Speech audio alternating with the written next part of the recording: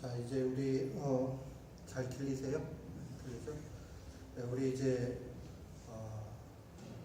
10월 달에 또 10월 마지막 주일이 우리 교회는 종교개혁 주일로 지키는데, 올해는 루터가 종교개혁을 1517년에 시작을 공식적으로 한 것으로 교회사가들이 그렇게 살피는데, 그런 기점으로 보면은 500주년이 되는 해입니다. 짧은 시간이 아니죠. 중세의 그 상황들을 다 청산하고 원래의 신앙 가운데로 돌이켜서 가고자 했던 그러한 움직임, 그게 바로 종교개혁인데, 이 종교개혁 500주년 맞이해서요, 교회에서는 4주에 걸쳐서 특강을 하고, 마지막 주에는 우리가 다 같이 종교개혁 주일 기념 예배로 하나님 앞에 드립니다. 위에서 기도해 주시고 우리의 뿌리가 어디 있는가 하는 것을 잘 살필 수 있는 우리 교우들이 되셨으면 좋겠습니다.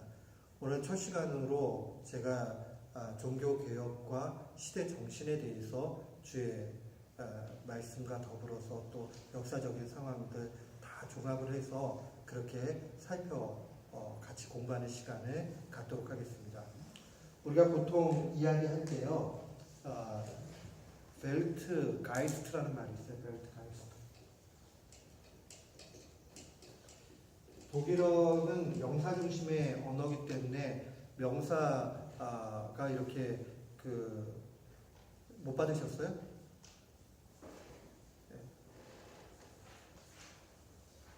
못 받으신 분들.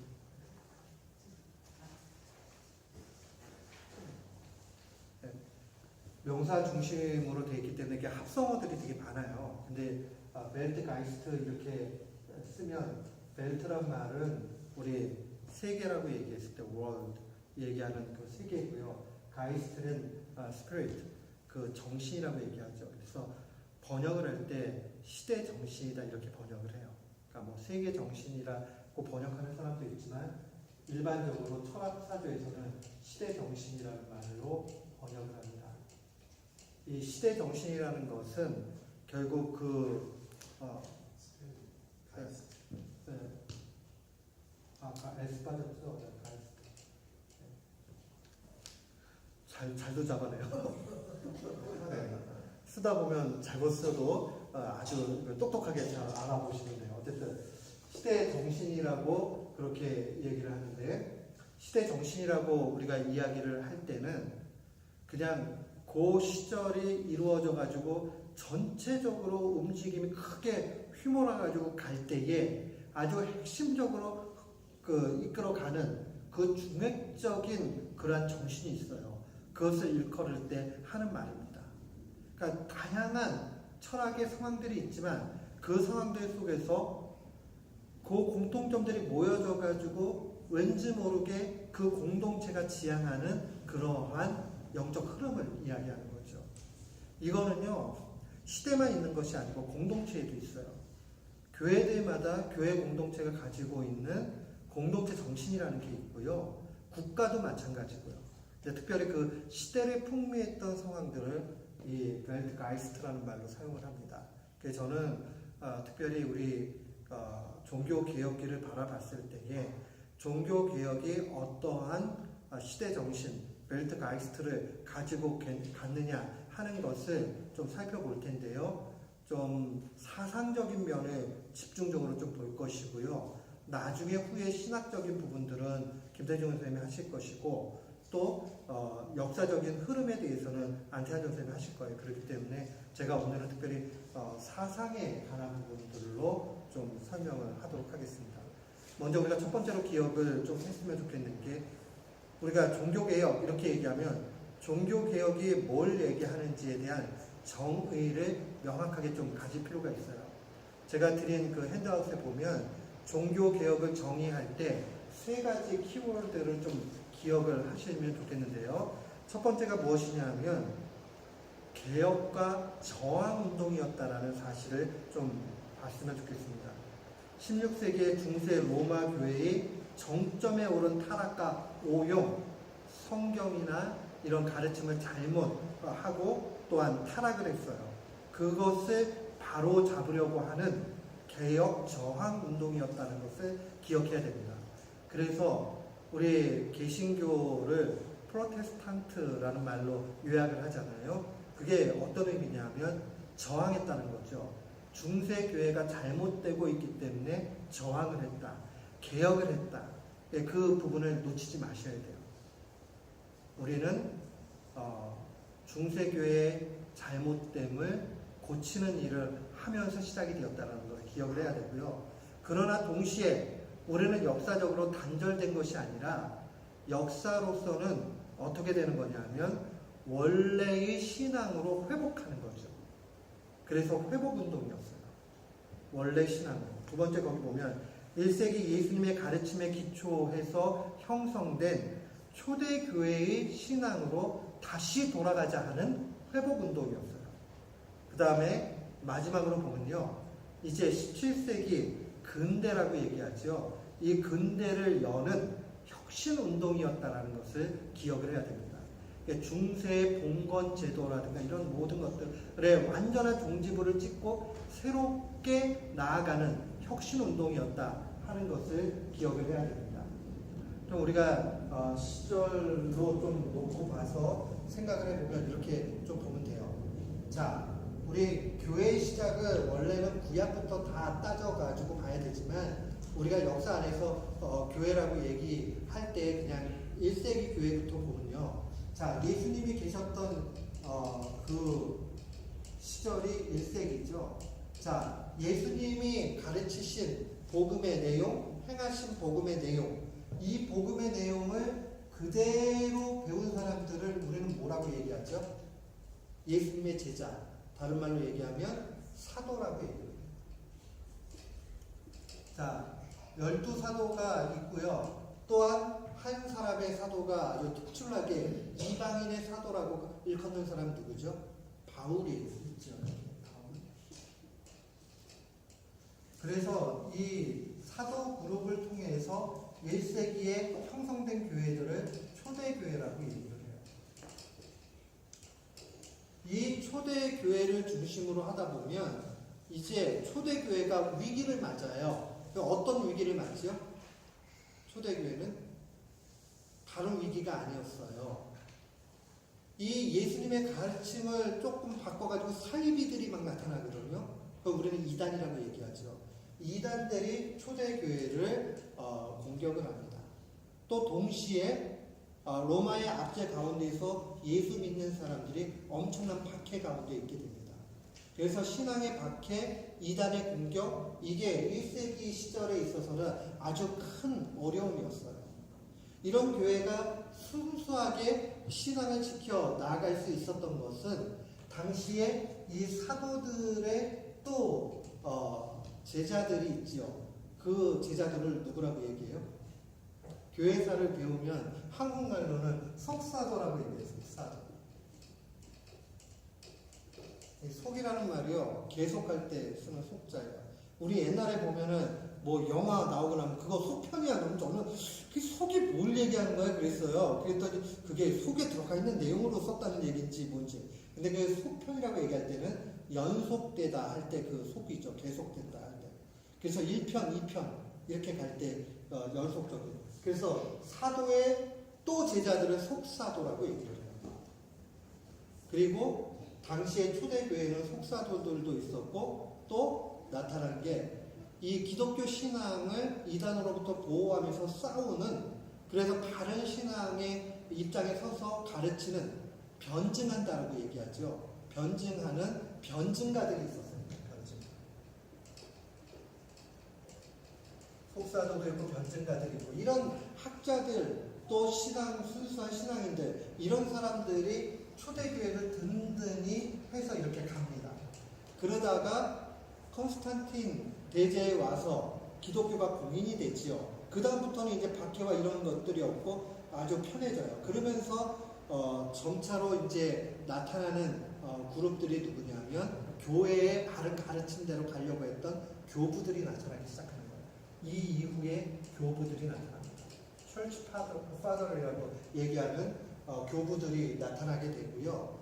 교부들은 어떻게 하든지 신앙을 잘 세워가지고 가려고 이야기를 합니다.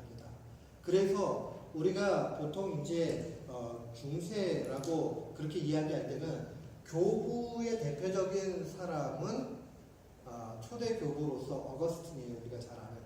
그리고 시점이 이제 쭉 가다 10세기가 이렇게 넘어가고 이렇게 하다 보면 이제 중세 교회의 가르침, 로마 교회의 가르침, 이 가르침은 아주 집대성한 그런 대학자가 나타납니다. 그 사람이 바로 토마스 아퀴나스예요. 이 아퀴나스의 신학의 기초 위에 모든 라틴, 다른 말로 얘기하면 서방교회 전통이 생겨나게 되죠. 그래서 로마 교회는 아퀴나스의 가르침에 기초해가지고 모든 것이 발전을 합니다. 근데 그러다가 이것이 점점 시간이 지나면서 아퀴나스가 가르치는 내용들에 있어서도 점점 이제 변질이 되고 또 이렇게 시대가 바뀌면서 가르침이 조금씩 바뀌어지다가 나중에 15세기 말쯤 되게 되면 이건 더 이상 교회라고 볼 수 없는 타락 상황까지 그렇게 떨어지게 됩니다. 그래서 이제 종교 개혁이 일어나게 되죠. 역사적인 흐름들은 이렇게 진행이 되는 것을 좀 봐야 되는데요. 특별히 우리가 종교 개혁이라고 얘기했을 때요, 16세기 이후부터 나타나는 건데 중세에 있는 이 시절이 끝나고 16세기로 넘어가는 과도기의 상황이 되면 종교 개혁이라는 개신교, 프로테스탄트, 또 루터를 따르는 그 부류들을 우리는 루터란이라고 얘기하잖아요. 그 다음에 칼빈 같은 개혁자들을 또 따르는 사람들을 리포엄드, 개혁자라고 그렇게 얘기를 하고요. 이런 대체적인 부류의 종교 개혁이 있고요. 그 다음에 종교 개혁 안에는 급진적인 종교 개혁이 또 있습니다. 급진적인 종교 개혁은 토마스 윈저라는 사람은 농민들을 배경으로 해가지고 아주 그 급진적인 가르침을 가지고 좀 성경도 해석을 하고 그렇게 갑니다. 그리고 나서 베프티스트들의 선조가 되는 재침례파라는 아나베프티스트들이 있는데 이들이 또 개혁운동의 한 축을 가지게 돼요. 그리고요, 또 하나 우리가 기억을 해야 되는 거는 로마 교회 안에도요, 그 구조와 정치 시스템 안에 그대로 머물러 있으면서도 불구하고 우리가 잘못됐다고 개혁하고자 하는 개혁무리가 있었다라는 것을 분명히 알아야 돼요. 그러니까 우리는 너무 우리 개신교 입장에서만 딱 이렇게 봐가지고요, 종교개혁 그러면 중세하고 다 단절이 되고 그 중세교회는 여전히 그냥 나쁜 무리 속으로 그냥 계속 간 거로 그렇게 착각할 수 있거든요. 근데 그렇지는 않더라는 거예요. 그래서 제가 나나들의 핸드아웃에 보면요, 이 중세가 크게 이제 세 부분으로 이렇게 나가게 되는데, 인문주의, 우리 르네상스라고 얘기하죠. 르네상스는 빠르게는 한 14세기 정도부터 봅니다. 그래서 14세기부터 시작이 된 인문주의가 점점 발전을 하면 르네상스가요, 그렇게 발전이 되고요. 16세기에 올 때는 종교에 있어서는 종교개혁이 나타나게 되고요. 근데 이걸 그대로 고수해가지고 가는 사람들 중에서는 이 카톨릭시즘에 그대로 남아있는 중세주의라고 번역을 해요. 그러니까 중세주의로 그냥 그대로 가는 사람들이 있죠. 어떤 사람들이 그대로 갈까요? 내가 기득권을 붙잡고 있는 사람들. 내가 이미 그 모든 중세의 권력을 가지고 있는 사람은 새로운 세상에 오는 게 싫잖아요. 바뀌는 게 싫잖아요. 이 사람들은 그대로 남아요. 그러나 종교개혁은 특별히 프로테스탄트나 급진적인 라디컬한 그런 레포메이션의 사람들이 나타나기도 하고요. 카톨릭 안에서 카운터 레포메이션이 일어나기도 해요. 근데 우리가 일반적으로 종교개혁이다라고 얘기하면 밑에 있는 급진적인 개혁이나 카톨릭의 자체적 개혁은 좀 빼고요. 프로테스탄트들이 형성된 그때를 주로 얘기를 합니다. 근데 제가 이 두 가지도 기억을 하시라는 건 왜 그러냐면, 역사적인 갱신과 새롭게 대비 전혀 중세교회 안에서 없었던 건 아니다라는 좀 공정한 시각을 우리가 좀 가질 필요가 있기 때문에 그러합니다. 기억을 좀 하셨으면 좋겠고요. 그래서 종교개혁이 나타난 사상적 배경을 좀 보면요, 새로운 경건주의가 나타났어요. 새로운 경건주의. 그 전에 뭐 경건주의가 있었는가? 우리가 잘 알지만 교회가 하루아침에 제대로 있다가 확 타락하는 건 아니잖아요. 점점 썩어가는 거거든요. 그러다 보니까 이미 종교개혁이 일어나기 훨씬 전에도 이 중세교회의 염증을 느끼고 있던 사람들이 있었어요. 그래서 존 후스나 위클리프 같은 사람들은 성경을 바로 보고 성경 속의 내용으로 가야 된다라고 복음의 내용들을 이미 200년 전부터 알려줬고요.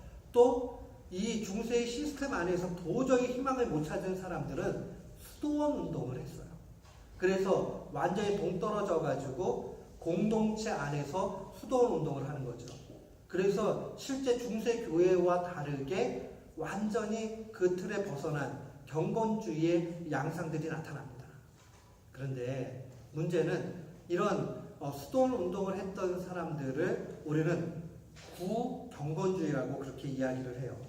근데 이 구경건주의가 한계에 빠지는 거예요. 그런다고 해가지고 이게 제도가 바뀌어지지도 않고 뭐 하고 나니까 그 다음에 새로운 경건주의가 나타나게 됩니다.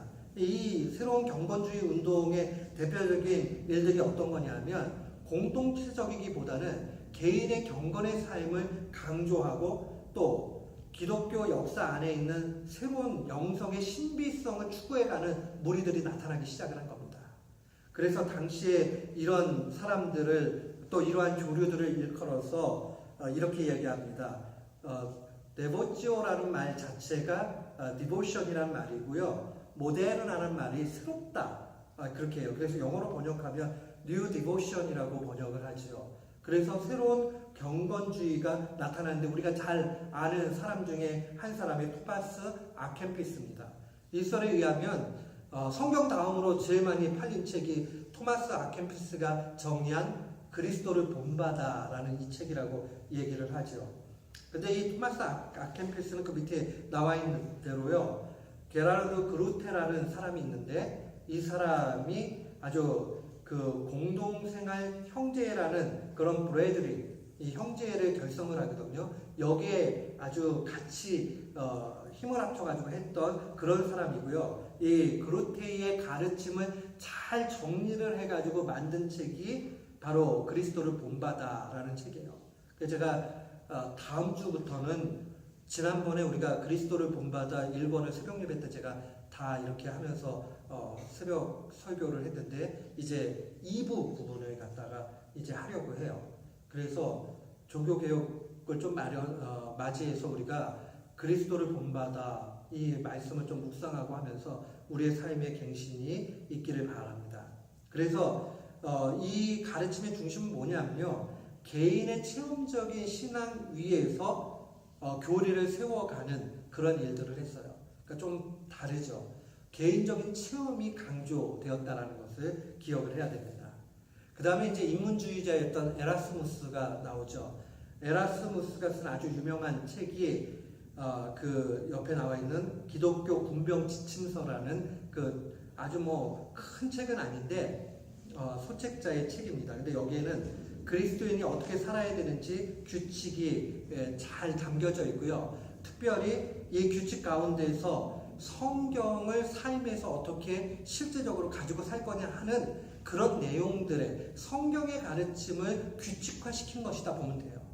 그러니까 이들에게 있어서 가장 중요한 일들은 뭐냐면 하나님의 말씀에 대한 갈망, 하나님의 말씀을 어떻게 붙잡고 살 것이냐 하는 문제예요. 오늘날 현대교회의 연약함 중에 하나는 뭐냐면요. 하나님의 말씀이 너무 가벼워졌어요. 왜요? 요즘에 성경책을 구하기 힘든 사람들은 아주 박해가 있는 공산국가 외에는 거의 없단 말이에요. 그러니까 성경책을 쉽게 다 가질 수 있는 상황이 됐어요. 그리고 얼마든지 원하면 성경 말씀도 들을 수 있고 공부도 다 할 수 있어요. 실제 미국 안에 저는 최근에 찾아봤는데 이렇게 무료로 고급의 성경 강의가 있는지를 처음 알았어요. 엄청나게 많이 있습니다. 어떤 분들은 신학교 교수들이 그냥 해가지고 오픈해가지고 열어주기도 하고요. 또 어떤 분들은 평신도 지도자로서 그런 사명을 가지고 하는 분들도 엄청 많이 있다라는 사실을 알게 됐어요. 조금만 관심을 가지면 성경 공부하기 되게 쉽습니다. 근데 문제는 그 다음 게 문제죠. 아는 지식을 가지고 우리가 살아가는 것. 이 부분에 대해서는 개인의 열심이 있지 않고는, 개인적인 훈련이 있지 않고는 불가능하다는 거예요. 그러니까 꼭 우리가 기억을 해야 되는 것은 당시 종교개혁의 기반이 되었던 데보치오 모데르나라는 신경건주의 운동은 하나님의 말씀을 어떻게 가지고 우리가 살 거냐 하는 몸부림이었다는 사실을 우리는 꼭 기억을 해야 됩니다. 그래서 기독교 군병 지침서를 제가 한번 소개할 기회가 있다면 한번 소개하려고 그러고요. 22가지 규칙으로 되어 있는데 짧게라도 제가 한번 정리를 해서 좀 나눠드리기는 할 거예요. 기회가 된다면 제가 새벽 예배 때 이 규칙 내용들을 성경과 연결을 해서 설교를 하면 좋겠다 하는 생각도 했습니다. 또한 이 보데치오 모데르나의 방식 외에 또 새로운 방식이 나타나기 시작을 했는데 이 새로운 방식은 다른 게 아니에요. 아까 얘기했죠. 중세교회의 모든 신학을 집대성한 사람은 누구라고 그랬죠? 토마스 아퀴나스라고 그랬죠. 그러니까 이 아퀴나스의 신학 방법론을 뒤에 가면 비판하기 시작을 해요. 당시에는 엄청난 일이었어요. 이 대학자를 비판한다는 게.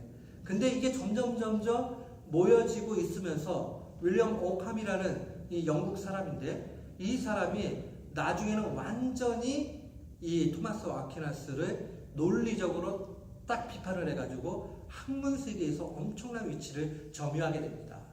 그게 16세기 초반의 상황들이었어요. 이런 상황들이 되면서 중세 철학, 다른 말로 얘기하면 중세 신학이나 철학이나 똑같은 말이에요. 당시에는. 이 모든 것이 약화가 되면서 새로운 방법론이 필요하다라고 그렇게 갑니다. 실제로 루터 같은 사람은 교부들에 대해서 아주 냉철한 마음이 있었어요. 교부들도 실수가 너무 많다. 하나님에 대해서 너무 잘못 알고 있다. 예수 그리스도의 가르침을 오해했다. 뭐 이렇게 보기도 해요. 그런데 유일하게 이 루터가 오캄에 대해서는 굉장히 높이 칭송을 합니다. 근데 그가 칭송하는 이유는 오캄의 신앙관에 대해서 칭송하는 것은 아니에요. 학문의 방식에 있어서 새로운 방식, 다른 말로 얘기하면 이 아퀴나스를 비판하는 이 방법론이 뛰어났기 때문에 그것에 대해서 높였다는 사실을 분명히 기억을 해야 됩니다. 아까 얘기했죠. 요 시대의 교부의 대표적인 사람이 어거스틴이 있다고 얘기했고요. 그 다음에 우리가 살펴가야 되는 사람은 중세 철학을 또 중세 신학을 다 완전히 집대성한 토마스 아퀴나스가 있고요. 맨 마지막으로 가면 윌리엄 오캄에 대해서 세 사람에 대해서 제가 좀 이야기를 하려고 해요. 거기 보면은 제가 이미 표로 잘 그려놨어요. 이 표 그리는데 시간이 많이 걸렸습니다. 그러니까 뚫어지게 좀 잘 보실 필요가 있어요. 이게 그려놓으면 별거 아닌데 그리기까지는 굉장히 시간이 걸립니다. 자, 이 상황들을 보면 교부 신학, 특별히 어거스틴에 있어서는 신앙이 우선이에요. 그래서 어거스틴은요 항상 신앙의 기초 위에서 하나님 볼 수 있다라고 이야기를 합니다. 거기 보면 삼각형이 이렇게 되어 있죠. 보면 윗부분이 뭐로 되어 있어요? 윗부분이 신앙이 되어 있죠. 아랫부분이 이성이죠. 그러니까 이성은요 우리가 타락으로 인해서 손상을 받았기 때문에 이성 기능을 하는 것은 온전한 하나님이 원래 창조해 주신 그거를 제대로 다 볼 수 있는 상황들이 되지 못한다라고 봐요. 그래서 이 이성은 중생이 필요한 거죠. 그래서 그 중생한 이성이 되는 것은 바로 신앙의 힘으로만 가능한 거예요. 그러니까 항상 신앙이 위에 있죠. 이성은 그 밑에 있는 거죠. 이성, 이 리즌이라고 얘기하는 것은 우리의 머리의 이해라고 보시면 돼요. 인간의 기능이라고 보면 돼요. 인간이 이해할 수 있는 범위라는 걸로 보면 돼요. 근데 신앙의 차원에서 항상 모든 것을 봐야 된다는 거죠. 이게 어거스틴에게 있어서는 당연한 진리였고 당연한 인식의 방식이었어요. 그런데 아퀴나스로 가게 되면 아퀴나스는 뭔가 얼마든지 인간이 가지고 있는 이성을 가지고도 신앙적인 차원의 부분을 이해할 수 있다고 봤어요. 그러니까 이 아퀴나스를 캐톨릭 신학의 어떤 집대성한 사람이기 때문에 개신교 쪽에서 많이 비판을 하면서 실제 아퀴나스는 아주 몹쓸 사람인 것 같이 그렇게 얘기를 하는데요. 실제 나중에 아퀴나스가 사도신경을 강해한 것이 최근에 그 번역이 된 것이 있고요. 그 다음에 또 아퀴나스의 일생에 대해서 이렇게 써놓은 전기들 한번 보세요. 솔직히요, 오늘날에 웬만한 사람들이 아퀴나스와 같이 지성과 영성과 인성의 균형을 이룰 수가 없습니다. 비판하기 좋게 캐톨릭 잘못됐다 무조건 이 얘기하려고 아퀴나스를 비판하는 것은 조금 무리가 있다고 봐요. 그는 굉장히 신앙 가운데 서 있는 사람이었어요.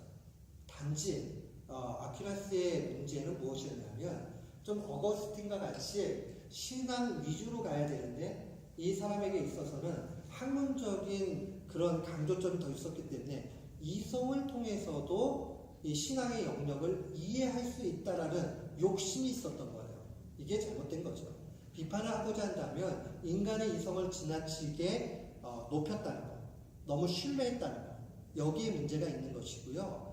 실제 그의 상황들을 보면 굉장히 경건했던 사람이라는 것을 보게 됩니다. 여기 보면은 신앙과 이성에 관한 부분들에 있어서 같은 면적의 상황들을 가지고 있지요. 거의 신앙의 영역들을 이성으로도 설명하려고 했던 게 아퀴나스의 입장이었습니다. 근데 이 신앙과 이성의 균형을 이루어서 했던 이런 가르침들을 스콜라주의라고 보통 얘기하거든요. 근데 이 스콜라주의의 후기가 가면 거의 16세기 가까이 오게 되면 윌리엄 오캄이 나오게 되는데요. 윌리엄 오캄은 이렇게 얘기를 해요. 저기 보면은 지금 삼각형이 단절이 돼 있지요. 이는 이렇게 얘기해요. 자연의 영역, 인간이 이해할 수 있는 영역은 따로 있고 신앙의 영역은 신앙의 영역으로만 이해를 하는 것이다. 이렇게 분리를 시켜요. 이렇게 얘기하면서 이 스콜라주의를 공격을 하죠.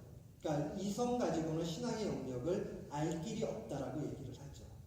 윌리엄 오캄은 그런데 이 신앙의 영역에 대해서는 이 말을 한 것은 자기는 관심이 없어요. 이 부분은. 그러니까 루터는 자꾸 교부로서는 어거스틴의 신앙관을 따르게 되고요. 방법론에 있어서는 오캄이 이 아퀴나스의 방법을 비판했듯이 이 이성의 영역으로 신앙의 영역을 알 수 없다라고 그렇게 이야기를 합니다. 그럼 이해를 하셨어요? 이 두 가지 분리를. 우리가 그 상황들을 좀 잘 기억을 할 필요가 있습니다. 이렇게 새로운 방식이 오게 됐다는 거예요. 중세시대에 있어서는요, 아퀴나스를 비판한다는 건 말도 안 되는 얘기였어요. 그러나 윌리엄 오캄 같은 사람들이 오면서 이 사람은 점점 아퀴나스가 가지고 있는 방법이 얼마나 말이 안 되는가 하는 것을 명확하게 보이게 됐고요. 이제 사람들이 오캄의 아주 단순한 논리를 가르쳐서 방법론을 오캄의 면도날이라는 말로 많이 사용을 해요. 그래서 불필요한 부분 다 잘라내야 된다. 그 단순화시켜서 이해를 해야 된다. 그렇게 얘기를 합니다.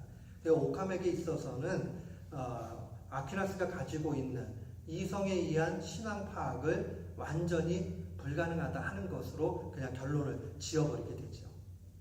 그러면서 실제로는 이제 조금 어려운 내용인데 보편 논쟁이라는 것을 이 윌리엄 오캄이 최종적으로 그냥 자기의 승리로 끝내버려요. 보편 논쟁이라는 것을 어떻게 이해하면 좋으냐면요. 보편이라는 자리에 하나님이라는 것을 잠깐 놓을 수도 있고요. 이제 누르신 거예요? 중간에 끊겨 다시. 이게 중간에 끊겼어요? 어디에 끊겼는지 모르시나요?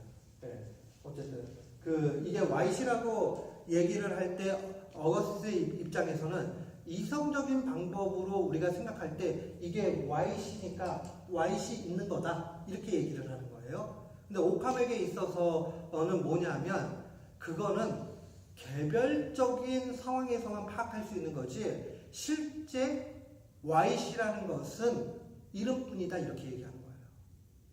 지금 잘 이해가 안 가실 거예요. 무슨 얘기인지 제가 또 한번 설명을 할게요. 이게 YC라고 Y시죠? 저 위에 있는 불빛은 뭐예요? 저거는요? 저도 YC라고 옐로우 치고는 좀 작잖아요. YC라고 이렇게 얘기할 수 있죠. 두 개가 똑같지는 않지만 밝은 상황들을 우리는 그냥 보편적으로 YC라고 얘기해요. 그럼 우리의 개념 속에 보편적으로 공통적으로 가지고 있는 것은 실제로 존재하는 거예요. 그러니까 하나님에 대한 개념도 마찬가지인 거죠. 우리가 하나님 뭐 이렇게 얘기를 하면 각각의 믿는 하나님의 내용이 좀 달라도 하나님이 분명히 계셔 라고 하면서 그것은 우리가 하나님이라는 이름이 있기 때문에 그 개별성으로 볼 때에 실제도 있는 거야 이렇게 믿는단 말이에요. 근데 오카막에 있어서는요 그렇게 얘기하지 않아요. 각각의 개체에 있어서의 그러한 존재는 있는 건 맞지만 공통적으로 우리가 묶을 수 있는 보편의 개념은 없다라고 얘기하는 거예요. 그러니까 뭐 하나님의 개념도 그렇고요. 그 Y의 개념도 마찬가지인 거죠. 그냥 이걸 Y보드라고 얘기하니까 이 개체로서는 YC 맞지만 YC라는 개념은 없다라는 거예요. 그러니까 하나님이라고 우리가 그 순간 얘기는 할 수 있지만 진짜 하나님이 계시는지 이거는 알 길이 없는 거예요. 그건 신앙의 영역이다 이러고 끝내버리는 거죠. 그러니까 나중에 옥함으로 가게 되면 중세의 신학이 다 무너지게 되죠. 그리고 이성 중심으로만 갈 수밖에 없는 거예요. 이게 아퀴나스의 실수면 실수일 수도 있어요. 아퀴나스가 그런 가능성의 문을 열어놓은 것이 결국은 옥함까지 몇백 년이 지나고 나니까 완전히 이성 중심으로 바뀌어지게 됐다는 것을 보게 됩니다. 그 당시에 이제 또 세 번째 그 사상적인 배경을 보면 휴머니즘이라고 얘기하죠. 인문주의예요, 인문주의. 우리가 이 인문주의라고 얘기할 때는요, 좀 구분해서 두 가지로 나눠서 생각을 해야 돼요. 우리 그 아드 폰테스라는 말 제가 설교 시간에 한번 얘기했는데 기억나시나요? 아드라는 말은 어디로 이런 뜻을 가지고 있고요. 폰테스라는 말 자체가 샘, 근원을 얘기해요. 그러니까 근원으로 이런 뜻이거든요. 그러니까 근원으로 가자. 어떤 근원이냐? 원래 인문주의자들은요, 이 그리스, 로마 시대의 그런 헬라어나 라틴어를 통해서 고전을 연구하는 고전 연구가 휴메니즘의 그런 중심이었어요. 그래서 이탈리아 중심에서는 인문학을 공부하는데 그리스, 로마 시대의 저술을 연구하는 거죠. 그리스, 로마 문화를 한마디의 키워드로 얘기하면 바로 인간이었어요. 인간. 그래서 인문학이라는 말을 그래서 사용하는 거예요. 휴메니타스라는 말 자체가 인문학이라는 말 자체가 거기에서 나오게 된 거죠. 근데 중세의 키워드는요. 하나님. 완전히 대치가 되는 상황인 거죠. 반면에 이 북유럽에서는요. 아드 폰테스가 뭐냐 하면 성경이에요. 성경. 1세기 초대교회가 어떻게 예수님으로부터 가르침을 받았지? 성경은 우리에게 뭘 얘기하고 있지? 왜요? 중세교회가 성경을 가뒀잖아요. 사제들만이 읽을 수 있었고 사제들만이 교회가 해석할 수 있는 권위가 있었기 때문에 일반 성도들에게는 성경책을 가질 수도 없었고 성경을 해석할 수도 없었어요. 그러다 보니까 왜곡된 해석들이 굉장히 많았고요. 근데 학자였던 이 루터가 볼 때는 가짜 번역, 가짜 해석의 내용, 가짜가 너무 많은 것을 알게 된 거예요. 그래서 그는 이 성경과 초대 교부를 연구하면서 복음을 확실하게 더 명확하게 알게 된 거죠. 그래서 우리가 이 인문주의라고 얘기할 때는요, 두 가지 큰 조류가 있다는 걸 보셔야 돼요. 하나는 이탈리아 중심의 그리스, 로마의 저술을 연구한, 이건 뭐 세속학문에서 그렇게 했겠지요. 그러면 교회 안에서는 북유럽 중심의 인문주의로서 성경과 고대 이제 그 교부들에 대한 연구들이 나타났다는 것을 기억을 하셨으면 좋겠고요.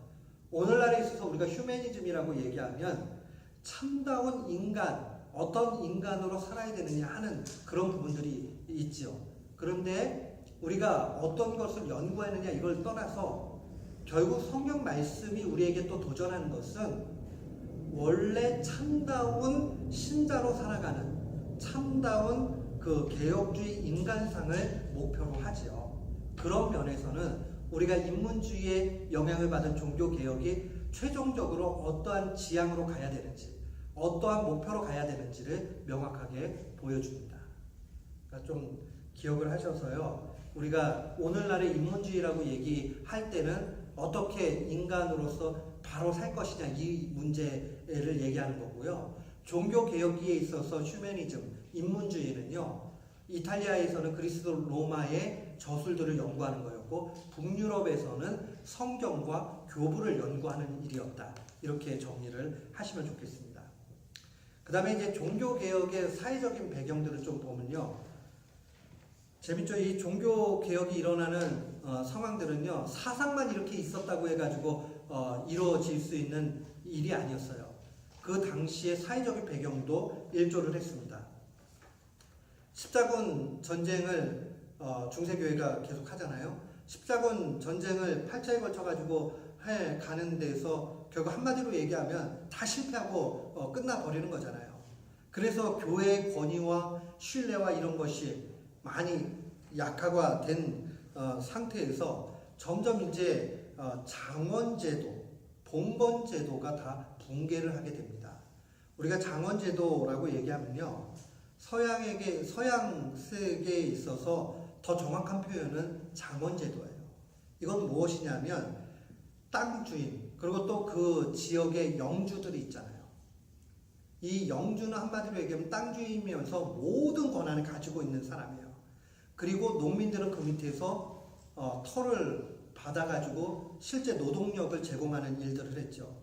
그런데 이 장원제도는 어느 정도로 비극이었냐면요. 이 농노였던 농민들이 말이에요. 노예잖아요, 노예. 노예였던 이 사람들이요. 자식들을 결혼시키거나 뭐 이렇게 할 때도요. 영주한테 다 허락을 받아야 돼요. 일일이 허락을 받아야 됩니다. 그러니까 완전히 그 삶 자체를 다 지배당하는 그런 상황이 장원제도예요.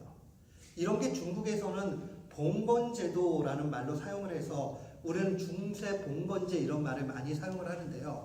경제적인 영역에서 표현을 할 때는 좀 장원제도라는 말이 더 옳고요. 그 다음에 우리가 이제 그 정치적인 사회 구조나 토럴 이렇게 얘기할 때는 봉건제도로 이해를 하지만 이 봉건제도는 중국의 봉건제도하고는 또 조금 다르다는 것을 기억을 했으면 좋겠어요. 우리가 퓨더리즘이라고 얘기하잖아요. 봉건제도, 봉주가 있고 그 밑에 있는 그 소작대에 있는 거기에 있는 사람들, 이 봉건 제도에 있는 사람들은 참 자유를 누릴 수가 없는 그런 상황들인 거죠.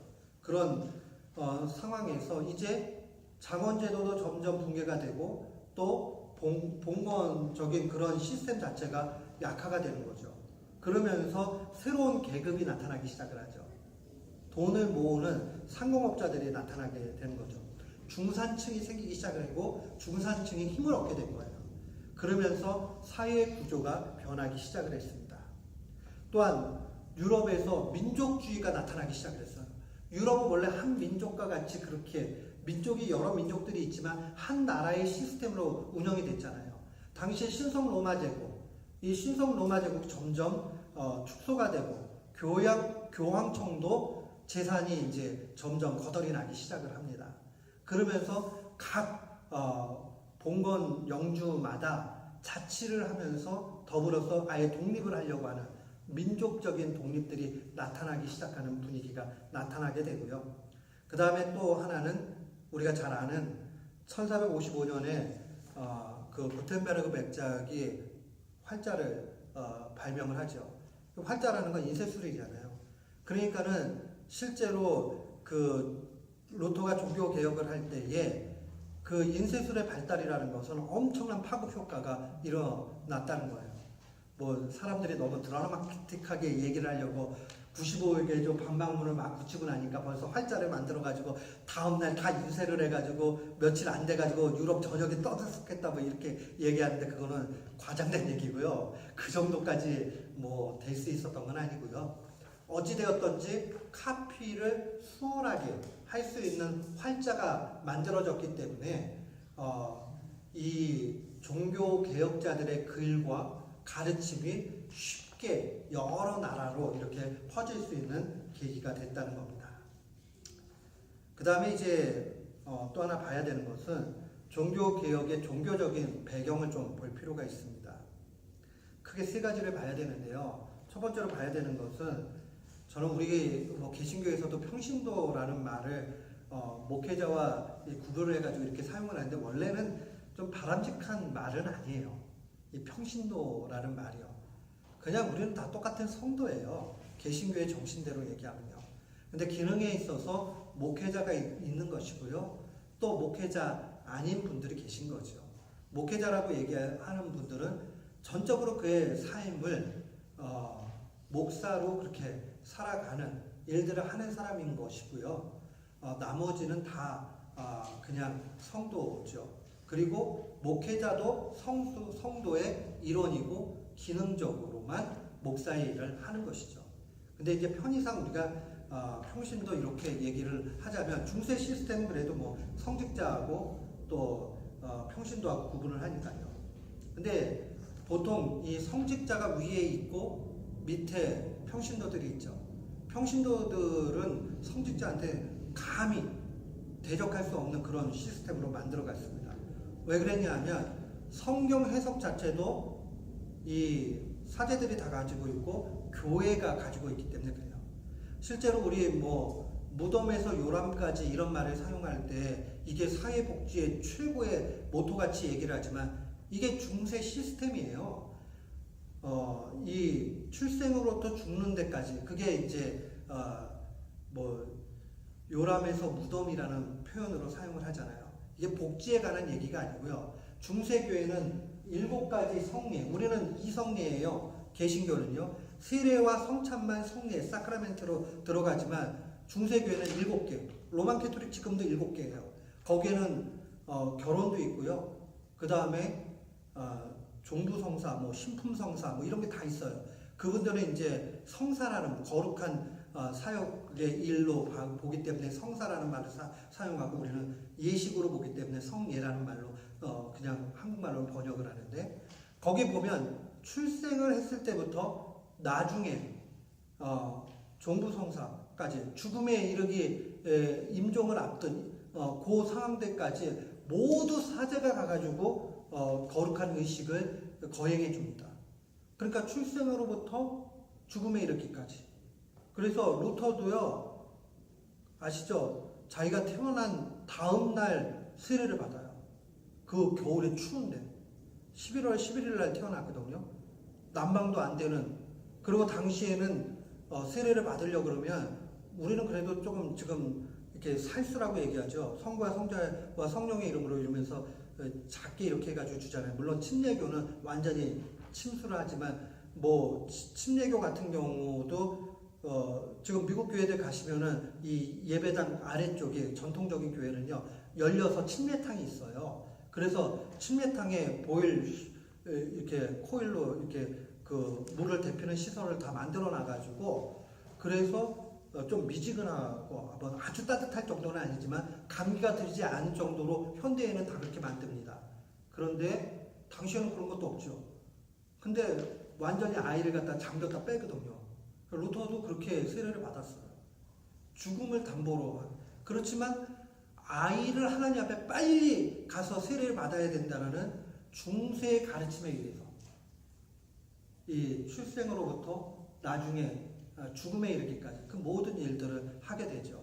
이 얘기는 결국 뭐냐면 성직자 계급이 이 모든 성도들의 삶을 컨트롤하는 시스템으로 되어 있었다는 사실이에요. 그러다 보니까 여러 가지 문제가 나타나고 관계의 단절이 나타나게 되겠죠. 그 소통 부재가 결국 종교 개혁으로 치닫는 일들이 되는 거죠. 동시에 이 성직자들의 도덕적인 타락과 영적인 신뢰가 붕괴되는 일들이 나타납니다. 교황이 돈으로 교황도 됐고요. 교황의 역사 가운데 보면 또 교황이 성직 매매도 합니다. 자기가 마음에 드는 사람이 있으면 추기경 막 임명하고요. 그 다음에 좋은 그 자리는 자기가 원하는 사람 막 임명해버리고 성직매매가 그대로 일어났고요. 그 다음에 교황의 재정에 관한 횡포가 나타나기 시작을 합니다.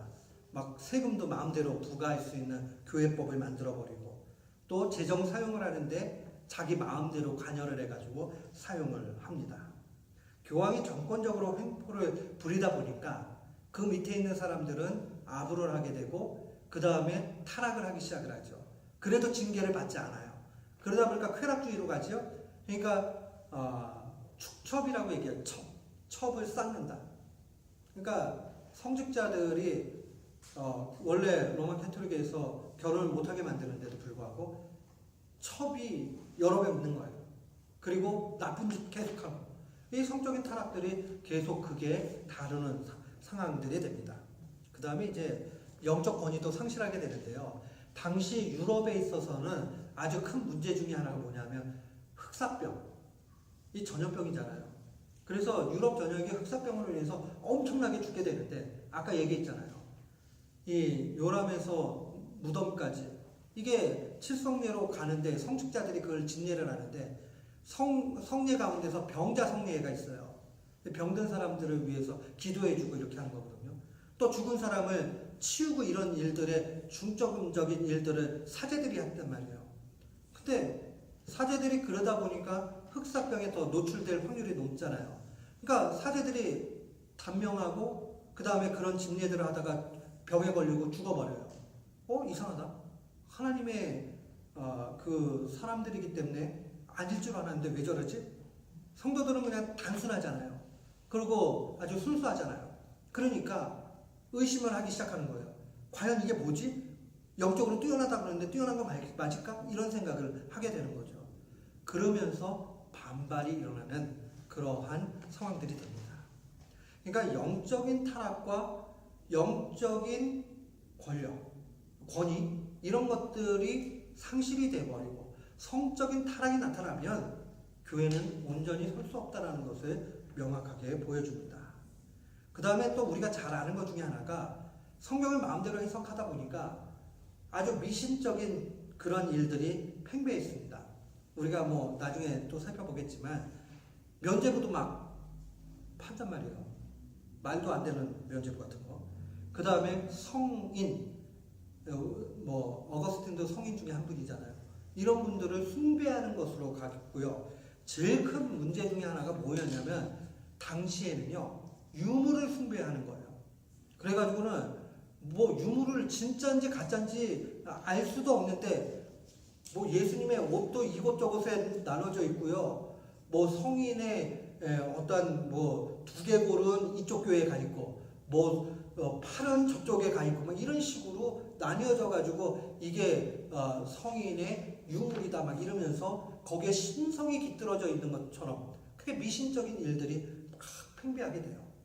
그래서 당시 사람들은 그 유물들에 놓고 입을 맞추고 또 거기에다가 돈을 들이고 막 이렇게 하면 잘 될 거라는 그런 식의 신앙관으로 변질이 되는 것을 보게 됩니다. 그러니까 이런 사회적인 상황들, 이 중세 교회의 사회 시스템들이 점점 바뀌는 상황들, 또 종교적인 의미에서 중세 교회가 타락해 가는 것들, 또 사상적인 변화들, 이런 모든 것들이 통합적으로 나타나면서 종교 개혁은 일어나게 됩니다. 저는 오늘 특별히 이제 제가 강조하고 싶은 거는요, 여기 있는 내용들을 잘 이해를 못 하셔도 돼요. 이거 몰라도 신앙생활하는데 아무런 문제가 되지 않습니다. 그러나 지금부터 제가 드리는 말씀은 반드시 기억을 해야 됩니다. 우리가 역사를 왜 공부하죠? 역사를 공부하는 많은 이유가 있지만 세속학자지만 E.H. 카라는 아주 유명한 이 역사학자는 현재와 과거의 끊임없는 대화가 역사다라고 그의 역사는 무엇인가라는 책에서 정의를 그렇게 합니다. 역사는 현재와 과거와의 끊임없는 대화다. 이 얘기는요, 과거의 상황들을 바라보면서 현재의 그 자신을 리프렉션, 그 반성해보고 반추해보고 그러면서 우리에게 꼭 필요한 것들을 지켜나갈 필요가 있는 것이죠. 또 이것을 경험으로 해서 미래를 예측하면서 가는 거죠. 이런 말 중에 아주 중요한 사자성어가 하나 있어요. 혹시 온고지신이라는 말 들어보셨어요? 온고지신? 뭐 원래 원문에는 온고이지신이라는 말로 되어 있는데 그게 어떤 뜻이냐면요. 온이라는 말이 더울 온자를 쓰지만 실제 그걸 동사로 쓰면요. 익히다 이런 뜻이에요. 뭐를 배운다.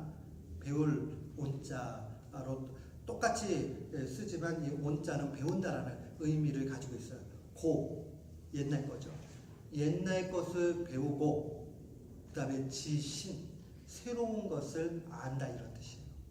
그러니까 지금 우리가 꼭 이 역사적인 상황들을 배워야 되는 이유는 종교개혁의 상황들을 우리가 깊이 연구하다 보면요. 야, 우리는 이렇게 살면 안 되겠다 하는 것도 배우게 되고요. 우리가 어떻게 개혁하면서 날마다 살아가야 되는지 그 해답을 보게 됩니다. 그래서 제가 거기에 보면 종교 개혁의 실천적 계승의 필요성 이렇게 해가지고 세 가지를 썼어요. 개혁교회는 계속 개혁되어야 된다 하는 게 개혁교회의 모토 중에 하나입니다.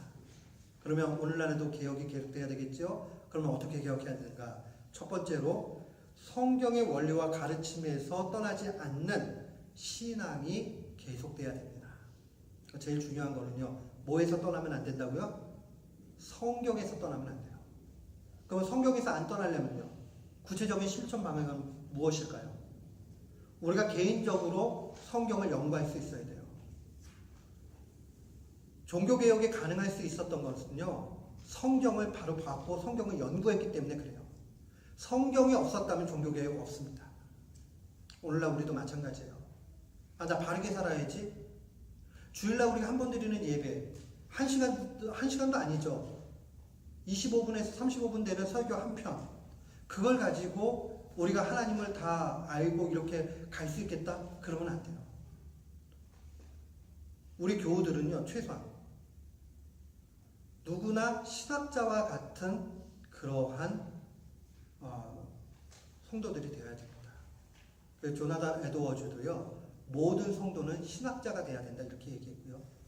교부들 역시도요, 신학이라고 얘기할 때는 신학자들의 전유물로 얘기한 적이 없어요. 모든 성도들은 신학을 알아야 되는 것으로 얘기했어요. 그것은 바로 다른 것이 아니라 어떻게 성경을 바로 보느냐 하는 거예요. 그래서 성경을 부단히 읽어야 되고요. 성경을 암송해야 되고요. 성경을 공부해야 됩니다. 성경을 꼭 공부하는 분들이 되어야 됩니다. 두 번째로 우리가 기억을 해야 되는 것은요. 하나님과의 깊은 관계에서 나오는 영적 체험이 필요합니다. 영적 체험. 자, 아까 얘기했죠. 구경건주의가 있었다. 수도원 운동이 그러했다 그랬잖아요. 사람들이요, 교회 안에서 영적인 체험들을 하고 뜨겁고 이러고 싶은데 교회가 타락하고 점점 그러지 못하니까 은둔해가지고 안쪽으로 가서 정말 하나님을 직접 체험하고자 하는 열망 가운데 가게 돼요. 근데 그렇게 가다 보면 문제가 뭐냐 하면 이 교회의 가르침과 동떨어져 있어서 자기들만의 세상에 쌓이게 되고 지금 수도운동은 세상과 단절을 하는 부분들이 더 많기 때문에 결국 세상 속에 그리스도인으로 살지 못하고 자기 세상 속에 그냥 그리스도인으로 살게 되는 거예요. 그렇기 때문에 우리가 기억을 해야 되는 게 오늘날의 지상교회도요. 결단코 완벽한 교회는 한 교회도 없어요. 우리 교회도 예외는 아닙니다. 그러면 우리 교회가 영적인 체험들을 다 줄 수가 없죠. 그러면 어떻게 해야 될까요? 우리가 개인적으로 하나님을 깊이 간계할 수 있는 기도의 영성 훈련들을 자기 나름대로 훈련을 해야 돼요. 어디에서요? 우리가 있는 곳에서. 어디 동떨어진 곳으로 가는 것이 아니고요. 직장에서, 가정에서, 교회 안에서 우리가 발을 붙이고 있는 곳에서 영성의 훈련들이 분명히 나타나야 됩니다. 그래서 하나님과의 깊은 차원의 그러한 기도 생활, 영성 생활이 있어야 됩니다. 마지막으로 우리가 기억을 해야 되는 것은요. 바른 신앙적 토대 위에서 세워진 신앙의 실천, 다른 말로 얘기하면 최고의 윤리 도덕적인 실천이 있어야 됩니다. 세상 사람들보다 더 높은 차원의 그 도덕 또한 더 높은 수준의 윤리 의식이 있어야 된다는 거예요. 아니 뭐 종이 좀 버리면 되지 하는 것이 아니라 이렇게 할 때 자연이 고통받지. 나는 그리스도인으로 이렇게 하면 안 되겠다 하는 마음이 있고 그것에서 멀어 나가야죠. 자연도 잘 보호하고 뭐 음식물 먹은 거 분리수거하는 거 얼마나 미국에서 힘들어요. 그러나 최대한 그것도 분리수거하는 열심들도 보이고 이런 것이 우리가 정말 그리스도인답게 살아가는 모습입니다. 이걸 좀 전체적으로 보면 개혁주의 인간 상이라고 얘기했는데 제가 요 표를 좀 만들었는데 요걸 좀 잘 볼 필요가 있어요. 예, 제가 그려놓고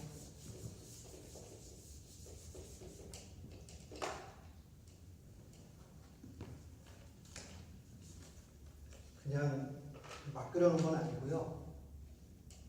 우리가 이 삼각형을 좀 잘 봤으면 좋겠어요. 먼저 하나님이 계시고요. 나 자신이 있겠지요. 그리고 이웃이 있습니다. 우리가 아까도 얘기했지만 관계의 온전함을 우리가 기억을 좀 해야 돼요. 먼저는 하나님과 우리 사이의 관계가 온전해야 되고요. 또 우리와 이웃 사이의 관계가 온전해야 됩니다. 뭐 여기까지 볼 필요는 없어요. 하나님하고 이웃과의 관계.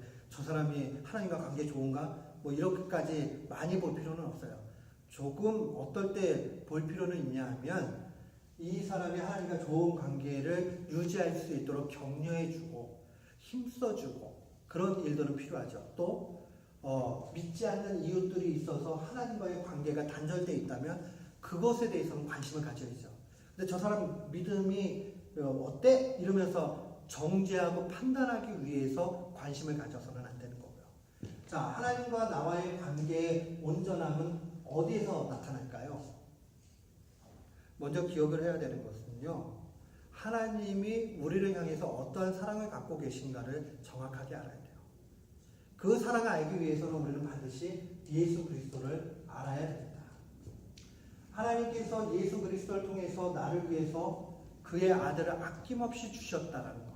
그러면서 아까 제가 분명히 얘기했죠. 그리스도를 믿는 믿음만을 바라보고 내 상황이 어떠한 상황이든지 간에 하나님이 우리를 의롭다고 여겨주시는 거죠. 이것이 중요합니다. 여겨주시는 거. 그것을 우리는 뭐라고 얘기해요? 칭의라는 말로 사용을 해요. justification이라는 말 자체는요. 우리의 존재 자체가 깨끗하기 때문에 깨끗하다고 여겨주시는 게 아니고요. 우리가 그리스도를 믿는 믿음이 있기 때문에 믿음을 보고 그렇게 하는 거죠. 믿음을 보고 하나님이 그렇게 여겨주시는 거예요. 자, 그렇다면 그 다음에 우리가 기억을 해야 되는 게 있어요. 하나님이 우리를 그렇게 여겨주셨다면 얼마나 큰 은혜 가운데 있습니까? 그러면 우리는 마땅히 하나님이 기뻐하시는 일을 해야 돼요. 그래서 이웃과의 관계에 있어서도 사랑을 실천할 수 있어야 돼요. 착한 일을 해야 된다는 얘기예요. 도덕적이고 윤리적인 수준을 뛰어넘는 그런 수준의 높음이 필요해요. 이것을 우리는 점점 거룩하게 돼간다 해서 성화라는 말로 사용을 해요. sanctification이라고 얘기를 하죠. 그 성화의 모습이 필요합니다. 그런데 이 성화라는 것을 성화가 나타나게 될 때 조심해야 되는 게 있어요. 거기 오른쪽에 보면요. 이웃에게 사랑을 행하고 성령의 9가지 열매에 맺히고 하는 거 다 좋은데 그러고 나면 우리가 조심해야 될 거 있어요. 메리티즘이라고 얘기하죠. 공로주의를 조심해야 돼요.